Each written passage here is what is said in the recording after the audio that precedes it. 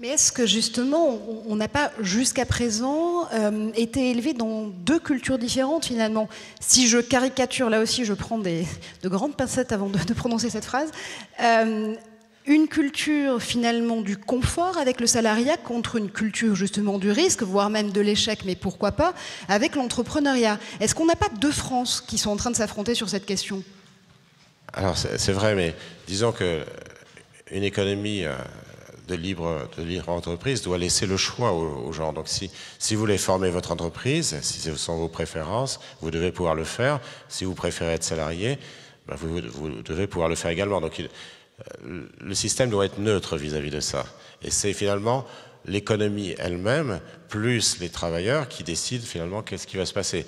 Donc c'est pas particulièrement bien d'avoir 90% de salariat ou de salariés ou 20% de salariés. C'est aux gens de décider et puis voir. Dans certains cas, ça sera plus efficace d'avoir des salariés. Dans d'autres cas, ça sera plus efficace d'avoir des entrepreneurs.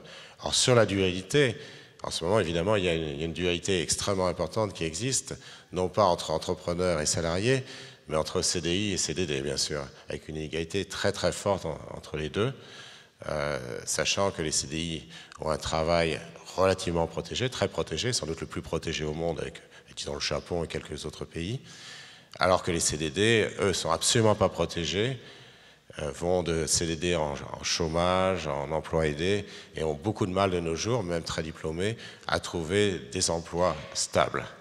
En plus, je ne parle pas du logement, évidemment, où si vous êtes en CDD, c'est même pas la peine d'essayer. Je vous confirme, c'est un vrai parcours du combattant.